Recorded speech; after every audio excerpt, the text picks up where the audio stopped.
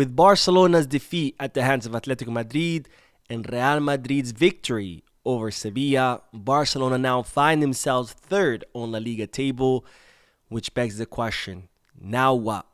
What should Barcelona do? What does this mean for Barcelona? And what will the rest of La Liga season look like? We have a lot to discuss, so let's begin.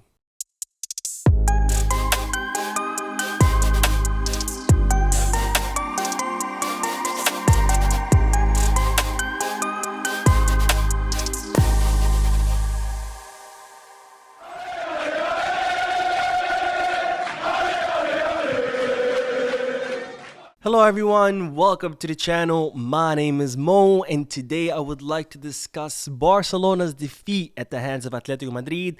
Not the match itself, but what it means. What are the repercussions? What should Barcelona do next? Because before Barcelona went into this match, both Barcelona and Atletico Madrid were tied on points for first place with 38 points each. But now with Barcelona's defeat, Atletico Madrid are 3 points ahead of Barcelona, and then with Real Madrid's victory over Sevilla, they are now 2 points ahead of Barcelona, with Barcelona dropping to third place on La Liga table, with both Madrid-based clubs having played one less match. So that means if both clubs win their respective matches, they can pull even further ahead from Barcelona, with Atletico Madrid being able to pull 6 points ahead of Barcelona and Real Madrid being able to pull 5 points ahead of Barcelona, which begs the question, what now? What's next? What should this team do?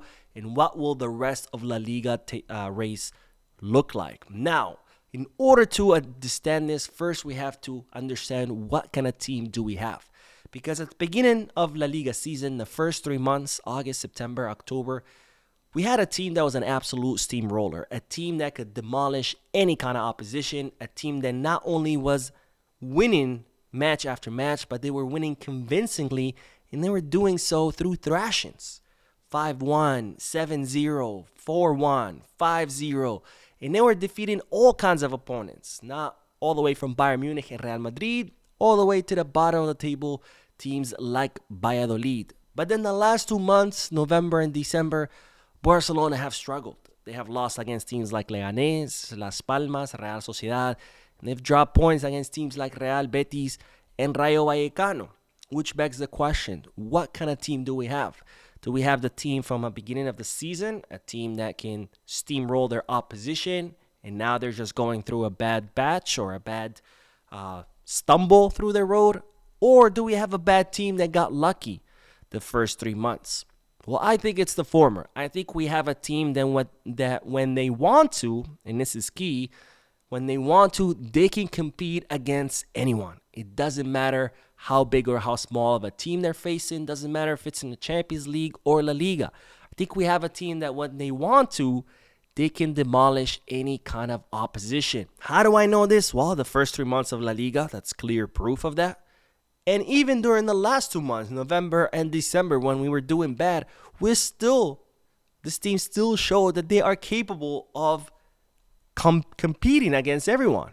You know, they won 5-2 against Red Star in the Champions League, 3-0 against Brest in the Champions League, 2-3 against Dortmund in their own stadium, somewhere where Dortmund has not lost in the last 2 or 3 years. And even yesterday, when Barcelona lost at the hands of Atletico Madrid, this team still showed that they can compete against anyone, because Barcelona were 10 times better than Atletico Madrid. Barcelona dominated that match. Barcelona had Atletico Madrid against the ropes that entire time. Even Atletico Madrid themselves, even El Cholo Simeone does not understand how he was able to defeat Barcelona, because this team has shown that when they want to, they can compete against anyone. But of course, that's the key, when they want to. And I think that has been a big problem here with Barcelona, because after those 3 months of steamrolling anybody that they face, I think this team became overconfident. They lost their humility, and they started thinking, well, I'm so good,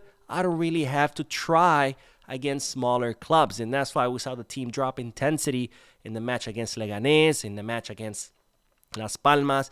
And had Barcelona started out with the same intensity that they did against Atletico Madrid, against Las Palmas and Leganés, I guarantee you then not only would have we not lost those matches, but Barcelona would have won 5-0, 4-0. They would have been absolute thrashing. So what's next? Well, what's next is that this team needs to finally learn its lesson. That no, you have not won anything just because you did well the first 3 months and because you defeated Madrid and Bayern the same week. No, you cannot go out half asleep because you think you're too good. What you need to do is to come out against every team the same way you came out against Atletico Madrid, the same way you came out against Real Madrid or Bayern Munich. You need to come out thinking, I need to kill my opposition. That should be the mentality every single match that Barcelona play, regardless whether it's La Liga, the Champions League, Copa del Rey, regardless whether it's Manchester City or freaking Getafe. Barcelona need to come out every match highly motivated, thinking, I need to play with full intensity. I need to absolutely demolish my opposition. Now, you might say, maybe this is not sustainable because you cannot maintain the same high intensity all throughout the season. But yes, you can, and I'll tell you why. Because when you face clubs at the bottom of the table and you come out with full intensity, you can finish the match in the first 45 minutes, which would then allow you to spend the second half playing at 70, maybe 80% of intensity, where you could just defend yourself by maintaining possession of the ball. And we saw that against Espanyol. Barcelona scored 3 goals in 28 minutes against Espanyol in the first half, which allowed them to decrease the intensity in the second half. So no, it's not that Flick's tactics don't work. It's not that other teams have figured out Flick's tactics. It's not that the offside trap does not work. It's simple. This team needs to get motivated against every single opponent they face the same way they get motivated against teams in the Champions League and against big clubs like Real Madrid and Atletico Madrid. And that's actually a good thing because at the end of the day, the solution is in the team's hands. This is not like Ronald Koeman's Barcelona, where no matter what he did or didn't do, there was simply no solution because he was a terrible coach with no vision or ideas on how to play. And he had, well, a team that was also not so good either. So there was no solution there. Here, we have the solution, and the solution is in the players' hands.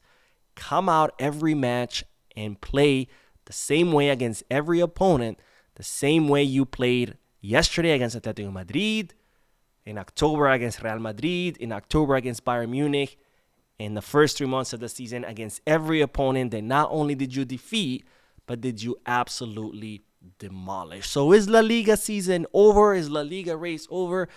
Absolutely not. We still have the whole second half of La Liga. And if the team comes out motivated every single match like they were at the beginning of the season, I believe that this team can compete for it all. Now, I'm not saying we're going to win or we're not going to win, but we'll be able to compete for every single trophy because this team has shown that they have what it takes to compete against anyone. They showed it during the first 3 months when the team was doing absolutely great. And they've even shown it during this last 2 months where the team was not doing too great. So that's my thoughts and opinions about what's going on with the team and what the team should do next. I'm curious to hear you guys' thoughts, so let me know down below in the comment section. And of course, I will see you in the next video. And as always, Peace, Barça.